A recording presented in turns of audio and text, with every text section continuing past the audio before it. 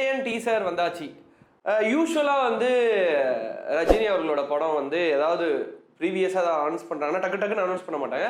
But நேற்றுக்கு இது டக்குன்னு அனௌன்ஸ் பண்ண மாதிரி இருந்தது. அந்த ஒரு ஹண்டர் வராருன்ற ஒரு சாங்கும் சரி, அதுக்கப்புறம் பேக் டு பேக் உடனே டீசர் ரிலீஸ் பண்ணதும் சரி, பேக் டு பேக் ரிலீஸ் பண்ண மாதிரி இருக்குது. ஏதோ ஹரிபரியில் பண்ண மாதிரி இருந்தது.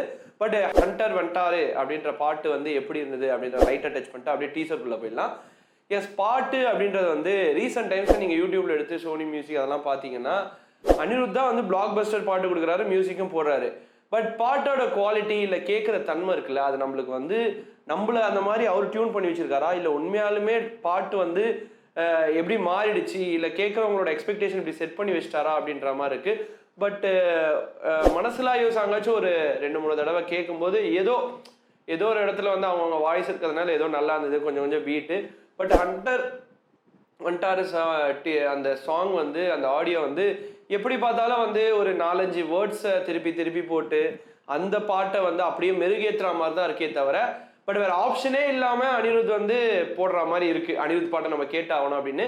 எனக்கு என்னமோ அனிருத்தும் வந்து அவரோட ஒரு ஜோனர் போயிட்டு இருப்பார்ல, ஹிட் கொடுத்துட்டே இருப்பார். அதுல இருந்து கொஞ்சம் டிவியேட் ஆகிற மாதிரி இந்த யுவன் சங்கர் ராஜா இன்னும் பல டேரக்டர்ஸ்க்கு மியூசிக் டேரக்டர்ஸ்க்குலாம் கொஞ்சம் இந்த கிராஃப் ஏறிட்டு இறங்கும்ல, அந்த மாதிரி ஏதோ இறங்குற மாதிரி இருக்கு. ஏன்னா ரஜினி சார் படம்னாலே அனிருத் பிரிச்சு மேய்வாரு, ஜெயிலர், டைகர் கா ஹுக்கும், அந்த மாதிரி மியூசிக்ஸ்லாம் கேட்டு இதெல்லாம் கேட்கும்போது எனக்கு என்னமோ என்னோட பர்சனல் ஒப்பீனியன் தான். பட் மற்றவங்களுக்கு எப்படி இருக்குன்னு தெரியல.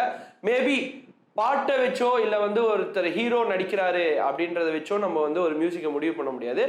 பட் பார்ப்போம் எப்படி இருக்கு அப்படின்றத தியேட்டரிக்கல் எக்ஸ்பீரியன்ஸை பார்ப்போம். அடுத்ததான் வந்து டீசர் ஆப்வியஸா நம்ம படம் வர்றதுக்கு முன்னாடி யாரெல்லாம் வராங்கன்னு ஒவ்வொரு பிக்சரா, ரித்திகா சிங்கா இருக்கட்டும், அமிதாப் பச்சனா இருக்கட்டும், ஃபஹத் ஃபாசிலா இருக்கட்டும், ராணாவா இருக்கட்டும், அப்புறம் வந்து காயத்ரியா இருக்கட்டும், இப்படி வந்து ஒருத்தரா அனௌன்ஸ் பண்ணும்போது கொஞ்சம் ஹைப்பை வந்து பயங்கரமா கிரியேட் பண்ண டிஜே ஞானவேல். எஸ், அவரோட ஒரு டைரக்ஷனோட கோஆர்டினேட் பண்றாரு நம்ம ரஜினி அவர்கள் அப்படின்னும் போது கொஞ்சம் ஹைப் அதிகமாக தான் இருக்கு. ஏன்னா இதுக்கு முன்னாடி கொடுத்த ஒரு ஜெய்பீம் இந்த ஹிட் படம் வந்து உண்மையாலுமே ஒரு வேற லெவல் ஒரு சோஷியல் மெசேஜை வந்து சமுதாயத்துக்கு சொன்னாங்க. நிறைய பேரை அழ வச்சு பார்க்கப்பட்ட ஒரு படம். அதாவது சமுதாயத்துல நடக்கிற ஒரு விஷயத்த காமிச்சு அதை பார்த்து அழுது நம்மளை வந்து மனசுக்குள்ள ஈர்க்கிற அளவுக்கு இருக்குன்னா இஸ் எ மெஸ்மரைஸ்டு டைரக்டர் அப்படின்னு கூட சொல்லலாம். அவர் கூட கோஆர்டினேட் பண்றதுனால இந்த படம் வந்து கண்டிப்பா ஏதோ ஒரு சோஷியல் மெசேஜ் கண்டிப்பா இருக்கும். கண்டிப்பா அதுக்கான ஆப்ஷனை வந்து அவர் ஏதோ ஒரு இடத்துல வச்சிருப்பாரு. ஸோ அதை தவிர்த்து அதை வந்து ரஜினி ஸ்டைல்ல உள்ள எடுத்துட்டு வந்தா எப்படி இருக்குன்றதான் இந்த டீசர்ல அங்கங்க சொல்லியிருக்காரு. பார்த்தாலே தெரியுது ரஜினி சார் வந்து ஒரு போலீஸ் ஆஃபீஸர், அதாவது நான் உண்டு என்னோட என்கவுண்டர் உண்டு அப்படின்னு சுத்துற ஒரு போலீஸ் ஆஃபீஸர். இந்த சைட்ல வந்து எனக்கு தெரிஞ்சு அமிதாப் பச்சன் அவரோட கேரக்டர் வந்து எனக்கு தெரிஞ்சு சிபிஐ இல்லை அவரை விட ஒரு ஹை கிரேட் ஆஃபீஸராக தான் இருப்பாருன்னு எனக்கு தோணுது. ஏன்னா கடைசி சீன் பார்த்தீங்கன்னா 2 பேரும் ஒருத்தர் பார்த்துக்கிற சீன் இருக்கு. இவர் வந்து கோர்ட்டில் நிற்கிற மாதிரி இருக்கு. ஸோ கண்டிப்பாக ஏதோ ஒரு இடத்துல கேள்வி கேட்குற இடத்துல ஹையர் கிரேட் ஆஃபீஸராக தான் இருப்பாருன்றதுனால ஸோ வந்து நல்லா இருக்கும் இந்த காம்போ. ஏன்னா அந்த நார்த் இந்தியாவில் எக்ஸ்ட்ரீம் சைடில் அவர் சூப்பர் ஸ்டார், இந்த சைடில் சவுத் இந்தியாவில் நம்ம தலைவர் சூப்பர் ஸ்டார். ஸோ 2 சூப்பர் ஸ்டாரும் ஒன்னா சேரும்போது எப்படி இருக்கும் அப்படின்றத ஹைப் வந்து நல்லாவே கடைசியாக ஒரு ட்விஸ்ட்ல வந்து எண்டில் வச்சிருக்காங்க.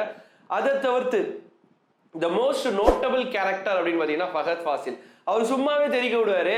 ஸோ இந்த ட்ரெய்லரில் வந்து ஏதோ ஒரு சின்ன சீனு, அந்த சீனில் வந்து ஏதோ காமெடி பண்ணுற மாதிரி இருக்கு. பட் எனக்கு தெரிஞ்சு காமெடியாக இருக்க ஏதோ ஒரு வில்லனாக இருக்கிறதுக்கு சான்ஸ் இருக்கு. அதை தவிர்த்து ராணாவோட லுக் வைஸ் பார்த்தீங்கன்னா ஒரு ஹை ரேஞ்ச் ஒரு அஃபிஷியல் மாதிரி இருக்காரு, அதுவும் நல்லா இருக்கு.